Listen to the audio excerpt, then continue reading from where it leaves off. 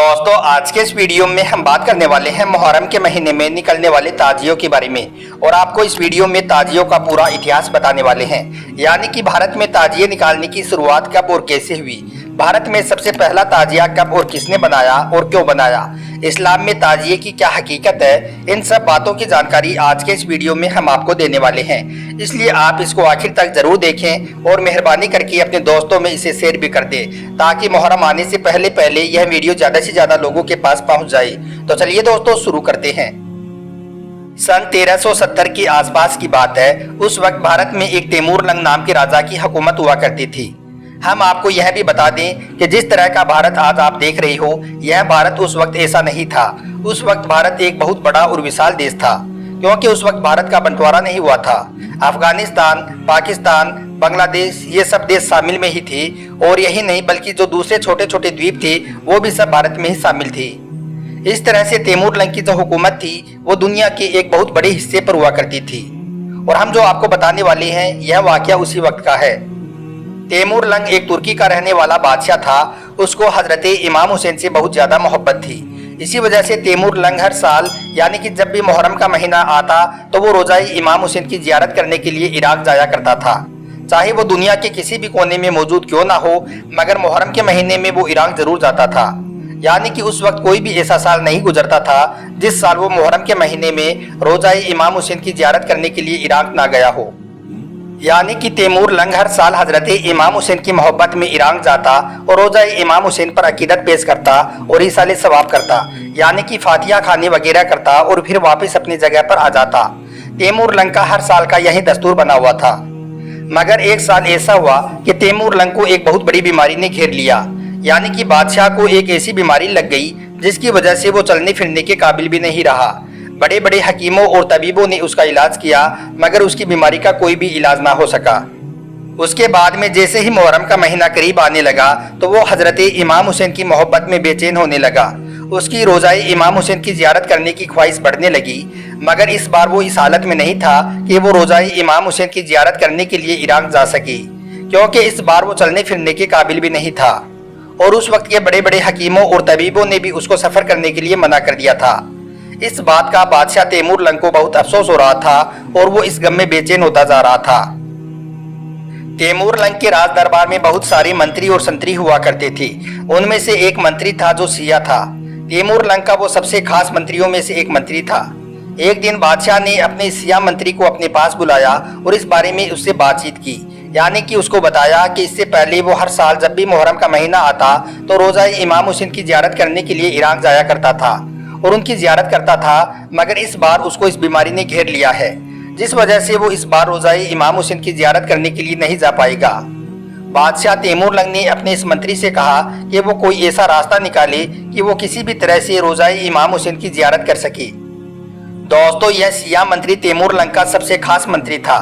इस वजह से वो किसी भी तरह से बादशाह को खुश करना चाहता था। इसके लिए उसने अपनी सारी आवाम के बीच में इस बात का ऐलान कर दिया कि जो भी इमाम हुसैन की रोजे की शक्ल में यानी कि हूबहू मॉडल बनाकर लाएगा उसको बादशाह की तरफ से एक बहुत बड़ा इनाम दिया जाएगा। उसके बाद में उस जमाने में कई सारे जो कलाकार थे उन सब ने मिलकर रोज़ाई इमाम हुसैन का मॉडल बनाना शुरू कर दिया। उन्होंने बांस की लकड़ियों को जोड़ जोड़ कर रोज़ाई इमाम हुसैन के जैसा एक मॉडल बनाया और उसके बाद में उस पर खजूर के पत्ते और दूसरी चीज़ें जो उस ज़माने में मिला करती थी उनको उस पर लगाया गया, और इस तरह से उन्होंने रोज़ाई इमाम हुसैन जैसा एक मॉडल तैयार कर लिया जो कि हूबहू रोज़ाई इमाम हुसैन की तरह ही दिख रहा था। जब वो मॉडल बनकर पूरी तरह से तैयार हो गया तो फिर उसको बादशाह तैमूर लंग के सामने पेश किया गया। बादशाह उसको देखकर बहुत खुश हुआ और खुश होकर उसने अपने उस मंत्री को बहुत सारा इनाम भी दिया। और यही नहीं बल्कि उस मॉडल को जिन कलाकारों ने बनाया था बादशाह ने उनको भी खूब इनाम दिया। उस दिन पहली बार यह मॉडल बनकर तैयार हुआ था और उसी दिन इसको ताजिए का नाम दिया गया था। जिन ताजियों को आज हम और आप देखते हैं उसकी शुरुआत उस दिन से हुई थी। पहली बार बादशाह के जमाने में उन कलाकारों ने वो ताजिया बनाया था। उसके बाद तैमूर लंग के इस ताजिए की चर्चा केवल उसके महल तक ही सीमित नहीं रही, बल्कि चारों तरफ इस बात की चर्चा होने लगी कि बादशाह ने इमाम हुसैन की रोजे जैसा मॉडल बनाया है। और जैसा कि हमने आपको पहले ही बताया है कि उस वक्त भारत एक बहुत बड़ा देश हुआ करता था, क्योंकि उस वक्त भारत का बंटवारा नहीं हुआ था। ये सारे देश भारत में ही मिले हुए थे। इस वजह से दूर दूर तक तैमूर लंग के इस ताजिए की चर्चा होने लगी। और यही नहीं बल्कि रशिया और चाइना के भी कई हिस्सों में यह बात फैल गई थी। उसके बाद जिन लोगों को हजरत इमाम हुसैन से सच्ची मोहब्बत थी वो लोग उस ताजिए की जियारत करने के लिए आने लगे और हर साल बादशाह तैमूर लंग को खुश करने के लिए तरह तरह के मॉडल रोजाई इमाम हुसैन की शक्ल में बनाकर बादशाह के महल में ले जाने लगे। उनको देखकर बादशाह बहुत खुश होता और उनको खूब सारा इनाम देता। मगर उसके बाद में बादशाह तैमूर लंग की यह परंपरा ज्यादा दिनों तक न चल सकी। बादशाह की यह परंपरा सिर्फ 1370 से लेकर 1405 तक ही चल सकी, यानी कि तैमूर लंग की यह परंपरा सिर्फ 35 सालों तक ही चल सकी। उसके बाद में एक दिन अचानक बादशाह तैमूर लंग की मौत हो गई। लेकिन तब तक ताजिया बनाने का यह रिवाज पूरे भारत में ही नहीं बल्कि रशिया और चाइना के भी कई हिस्सों में फैल गया। उसके बाद धीरे धीरे भारत का बंटवारा होने लगा। भारत, पाकिस्तान, बांग्लादेश, अफगानिस्तान ये सब देश अलग अलग हो गई, मगर यह परंपरा चलती रही। इसी वजह से इन देशों में आज भी कई जगहों पर ताजिया बनाकर निकाला जाता है। लेकिन हम आपको यह भी बता दें कि यह परंपरा भारत से ही शुरू हुई थी, इसलिए आज भी यह परंपरा भारत के आसपास ही देशों में फैली हुई है, यानी कि इन्हीं देशों में ताजिया बनाकर निकाला जाता है। इसके अलावा इराक, सऊदी अरब और दूसरे अन्य देशों में किसी भी तरह का कोई ताजिया नहीं निकलता है। ईरान जो कि एक शिया बाहुल्य देश है, वहां पर भी कोई ताजिया नहीं निकलता है। वहां पर लोग सिर्फ मातमी जुलूस निकालते हैं। दोस्तों, जैसा कि आप सब जानते हो कि मुसलमानों में शिया और सुन्नी दो बड़े समुदाय हैं जिनमें इन ताजियों को लेकर बहुत बड़ा मतभेद है। सुन्नी हैं वो इन ताजियों को नाजायज और हराम मानते हैं, हालांकि कुछ सुन्नी लोग भी ताजियों को बनाकर निकालते हैं। वहीं पर शिया लोग इसको जायज करार देते हैं। उनका कहना है कि वो हर साल रोजाई इमाम हुसैन की जियारत करने के लिए ईरान तो जा नहीं सकते हैं, इसलिए वो इमाम हुसैन की मोहब्बत में उनके रोजे की शक्ल में ताजिया बनाकर निकालते हैं।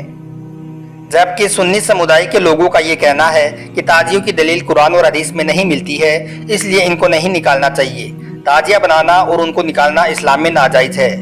और साथ ही साथ कुछ सुन्नी लोगों का यह भी कहना है कि अगर आपको ताजिया बनाकर निकालना ही है तो आप अदब के साथ इनको निकालें, इसको हजरत इमाम हुसैन की रोजे की शक्ल में ही आप बनाएं।